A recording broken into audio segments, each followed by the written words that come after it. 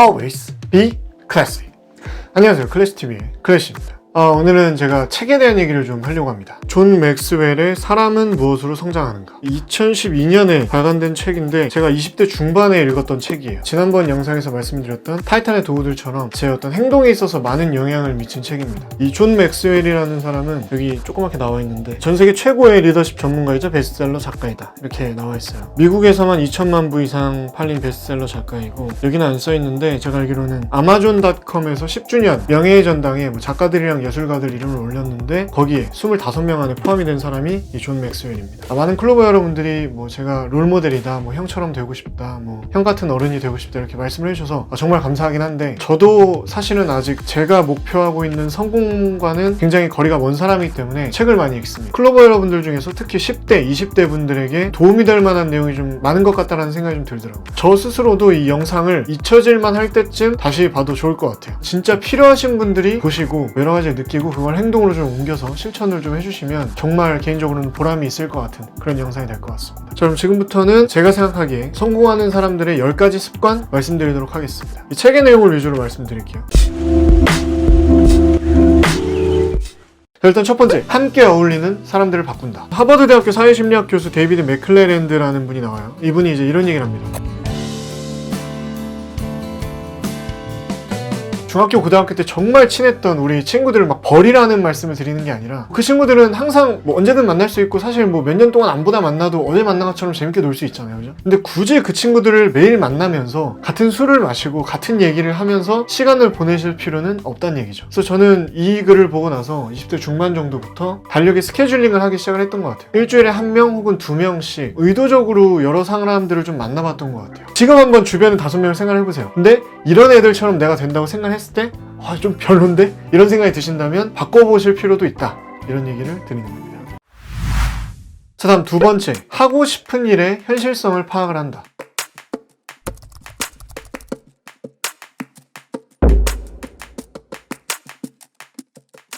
이유는 시카고 컵스는 아나운서를 모집하지 않기 때문이죠. 그래서 여기서 중요한 건 우리에게는 자신의 바람과 능력이 서로 어울리는지 판단할 기준이 필요하다는 겁니다. 여기서 존 맥스웰은 이 3가지 질문을 스스로에게 해보라고 얘기를 하는데,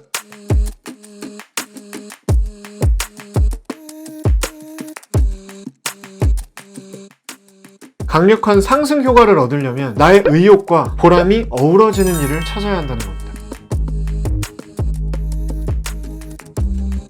나와 내 고용주의 목적이 서로 어긋날 경우에는 성공하기가 어렵겠죠. 그래서 이 3가지 질문은 만약에 본인이 10대시라면 혹은 20대 초반 한참 뭔가 장래희망 같은 걸 좀 찾고 있는 때의 클로버 분이시라면 꼭 한번 생각을 해보셨으면 좋겠습니다. 그리고 3번째, 본인이 하고 싶은 일을 이미 잘 하고 있는 사람을 찾아라. 존 맥스웰은 이런 분들을 찾아갈 때 꼭 갖춰야 될 자세를 얘기를 합니다. 필요하면 그들이 내주는 시간에 대한 대가를 지불을 해라. 매달 자신에게 가르침을 줄 수 있는 사람을 만나라.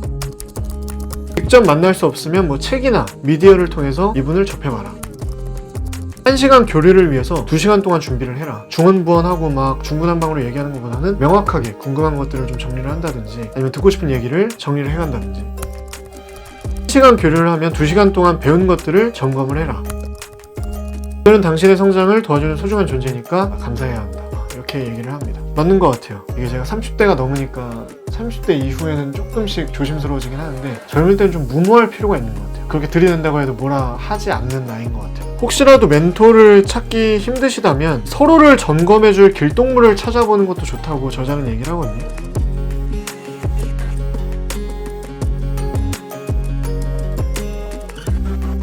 여기서 중요한 게 내 성공을 바란다는 게 중요한 것 같아요. 사람은 누구나 시기심이 있습니다. 안타까운 속담 중에 하나가 사촌이 땅을 사면 나도 배가 아프다, 이런 얘기가 있죠. 정말 여러분을 지원해주는 것 같은 사람도 진심으로는 덜 잘 됐으면 좋겠다고 생각하는 분들이 많이 있으실 거예요. 잘 찾아보면 여러분의 성공을 정말 축하하고 정말 응원해주는 사람이 있어요. 그런 분들이 정말 보석 같은 분들이죠. 다음 4번째는 과정을 소중히 여긴다. 실제로 실천을 함에 있어서 굉장히 좀 많이 도움을 좀 받았던 챕터인데,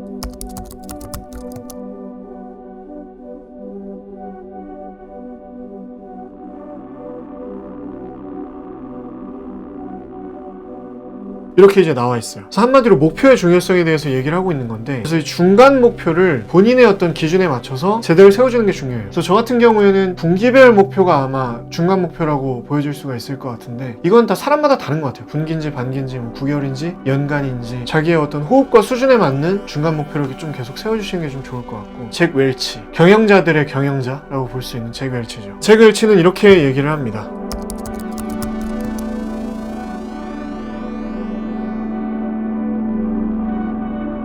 진짜 적나라하게 객관적으로 스스로 알고 있는 거, 좀 자기 객관화가 필요하겠죠. 이게 일단 첫 번째고, 두 번째는 여기서 5년 후에 어떤 위치에 있고 싶은지, 그리고 마지막은 현재 위치에서 5년 후의 위치까지 가기 위해서 어떤 것들이 필요한지를 현실적으로 평가하는 겁니다. 제가 해봤었는데, 제가 그래도 좀 괜찮은 회사에 다니고 있다고 스스로 판단을 했기 때문에 뭐 연봉이나 위치나 포지션이나 어떤 커리어나 뭐 그런 것들을 쭉 정리를 해봤을 때 그렇게 나쁘지 않았어요. 근데 제가 정말 5년 후에 되고 싶은 모습은 거리가 엄청나게 차이가 났었죠. 그래서 저는 여기서 여기로 오기 위해서 어떤 것들을 해야 하는가, 정말 이렇게 표를 만들어서 구분값을 뭐 연봉, 뭐 커리어, 대체 불가능성, 전문성, 이런 식으로 이제 구분값을 좀 매겼었거든요. 그래서 여러분들도 이런 식으로 계획을 세워서 그 과정을 좀 소중히 여기면서 달성을 좀 해주시면 좋을 것 같아요. 다섯 번째는 할 수 있을까가 아닌 어떻게 할 수 있을까를 생각한다. 할 수 있을까라는 질문은 망설임과 의심이 가득한 질문이기 때문에 한계를 스스로 만든다고 합니다. 그래서 자꾸만 이 질문을 하는 사람은 시작도 하기 전에 가능성을 계속 깎아먹고 있는 것이죠. 무언가를 할 수 없는 이유는 누구나 얘기할 수 있어요. 정말 여러 가지 이유를 댈 수 있죠. 도대체 어떻게 하면 가능하게 할 수 있는가? 이걸 찾는 게 여러 가지 어떤 프로젝트와 크게 보면 비즈니스의 궁극적인 목표라고 생각이 듭니다. 그래서 여러분들도 좀 그런 식으로 좀 생각을 하는 습관을 좀 가지시면 나이가 들면서 점점 더 좀 관록이 좀 많이 쌓이실 것 같다는 생각이 들고, 다음 여섯 번째는 변화의 순간을 안다. 무언가를 배우려면 항상 자기보다 앞선 사람들이 있는 곳으로 가야 한다. 아까 제가 처음에 말씀드렸던 본인의 어떤 주변 환경과 일맥상통하는 얘기죠. 피터 드러커는 이런 말씀을 하셨습니다. 본인이 스스로 이 분야에서 어느 정도 최고라고 생각을 하기 시작을 하면 거기에 대한 노력을 좀 덜하게 된다는 것이죠. 이 책에서는 본인이 만약에 어떤 집단의 1인자라고 여겨진다면 그곳을 벗어나라고 조언을 합니다. 혹은 반대로 이런 경우들도 있어요. 에릭 호퍼라는 분이 이런 얘기를 했는데,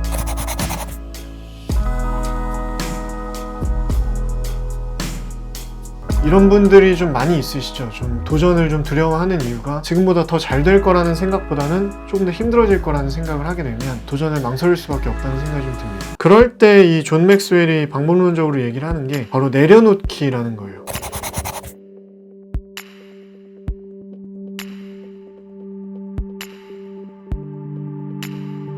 그러니까 지금 우리가 가지고 있는 것을 잃을까봐 도전을 안 하는 것이 사실은 갖고 있는 걸 과대평가하고 있을 확률도 높다는 거죠. 책에는 안 나와 있는 내용인데 갑자기 좀 생각난 건데, 옛날에 미래에셋그룹 창업주였던 박현주 회장님이 이런 얘기를 하셨거든요. 나는 가진 것이 그렇게 많지 않기 때문에 언제든지 도전을 할 수 있었다고. 박현주 회장님은 거의 셀러리맨의 성공 신화죠. 가진 것이 정말 많으셨죠, 우리가 보기에는. 이 가진 게 많은 박현주 회장님도 모든 것을 내려놓고 도전하는 걸 두려워하지 말라고 말씀을 하시는데, 그에 비하면 우리는 어떤 도전도 할 수 있는 상황이 아닌가, 이런 생각이 좀 들었었어요. 돈은 잃으면 다시 벌면 되지만 시간은 한번 지나면 영영 돌아오지 않는다. 그다음 일곱 번째, 비난에 기죽지 않는다.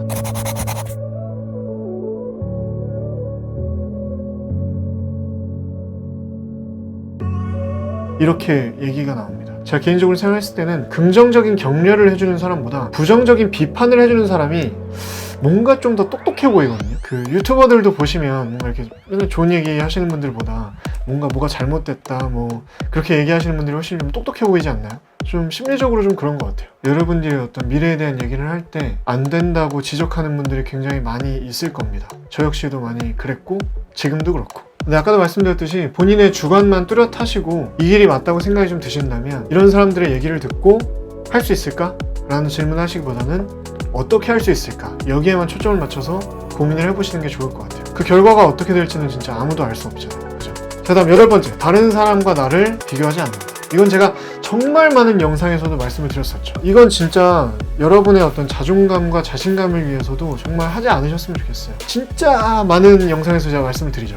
정말 간곡히 부탁을 드립니다. 여러분이에요. 그 사람은 그 사람이고 자란 환경이 다르고 가진 재능이 다릅니다. 같은 잣대로 비교를 할 수가 없는 개체라고 보시면 좋을 것 같아요.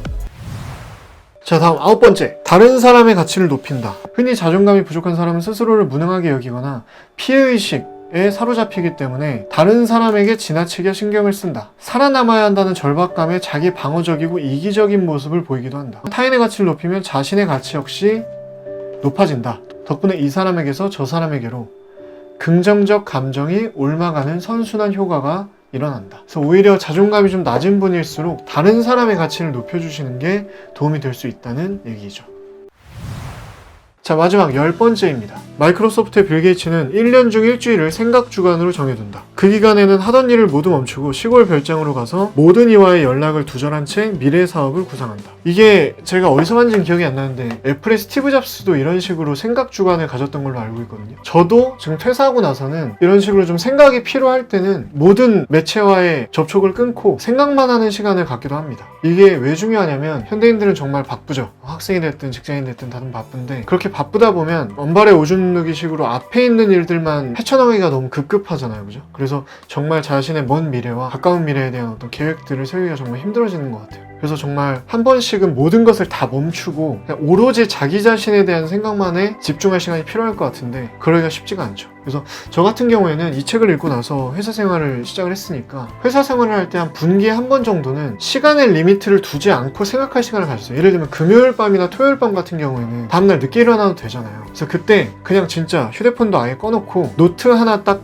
펴서 책상에 앉아서 그냥 구상을 좀 많이 했던 것 같아요. 스스로에 대한 나는 어떤 사람이고 내가 뭘 잘하고 지금까지 뭘 성취를 했고 앞으로 성취하고 싶은 건 뭐고 내가 가진 능력들과 어떤 예산으로 봤을 때 어떤 것들을 해야 미래의 내 목표를 이룰 때 가장 가성비가 좋은가 뭐 이런 것들. 결혼 자금은 언제까지 모으고 언제 결혼을 해야 가장 적합하고 내가 만약에 퇴사를 한다면 언제 어떤 직원들을 뽑아서 어떤 사업들을 진행을 할 건가 뭐 그런 고민들을 진짜 많이 했던 것 같아요. 제가 막 꼭 이건 분기 한 번 하겠어요 이렇게 생각은 안 했어도 진짜 한 3개월에 한 번 정도는 꼭 이런 시간을 가졌었습니다. 지금은 제가 퇴사하고 나서 사무실이 생겼으니까 사무실에서 이렇게 고민들을 좀 하고 있는데 오히려 그냥 어두운 밤에 혼자 방에서 이렇게 외롭게 고민했을 때가 훨씬 더 퍼포먼스는 좀 좋았던 것 같네요. 아무튼 여러분들도 집중력을 한순간이라도 뺏어갈 수 있는 것들을 다 꺼놓고 그냥 딱 노트, 펜 이렇게만 딱 들고 책상에 한번 앉아보시는 걸 추천을 드릴게요.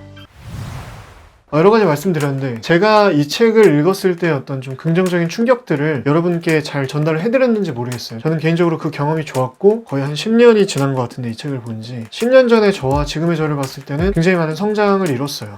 뭐 제가 목표했던 만큼의 성공을 이룬 건 아니지만 그래서 여러분들도 어떤 그 정도의 성취를 할 수 있도록 도움을 좀 드리고 싶었고 혹시라도 이 영상에서 뭔가 좀 동기부여가 되셨다면 저자는 또 이런 얘기를 했습니다. 바로 지금 시작하자. 이 글을 읽는 순간이 몇 시든 오늘의 성장에 몸을 던지기 바란다. 오늘 밤 잠자기 전에 1시간을 내보자. 시작하는 그 순간부터 당신은 어제의 당신보다 더 성장하고 있는 것이다. 여러분들도 일단 펜과 노트를 들고 책상에 앉아서 고민하는 시간을 가져보셨으면 좋겠습니다. 이 책에서 또 좀 개인적으로 마음에 들었던 명언이 두 가지가 있는데 일단 첫 번째는 흔히 인생에는 중요한 날이 두 번 있다고 한다. 하나는 자신이 태어난 날이고 다른 하나는 태어난 이유를 발견한 날이라고 한다. 그래서 여러분들이 하루빨리 태어난 이유를 발견하는 날을 맞이했으면 좋겠습니다. 두 번째 명언은 인생은 한 번밖에 못 산다. 그러나 제대로 산다면 한 번으로 족하다. 많은 생각을 해볼 수 있는 영상이 됐으면 좋겠습니다. 다음 영상부터는 조금 더 다시 업된 텐션으로 돌아오도록 하겠습니다. 클래스TV 영상은 매주 일요일 저녁 9시에 정기 업로드가 되고요. 나머지 요즘에는 수시로 추가 업로드가 됩니다. 요즘은 책을 많이 읽으시는 시대가 아니시긴 하죠. 근데도 저는 여러분들이 독서를 많이 하시고 제가 느꼈던 것처럼 인생에 큰 도움을 받는 책들을 많이 찾으셨으면 좋겠습니다. 여러분들의 인생책과 함께 자신감을 가세요. 당신은 멋집니다. Always be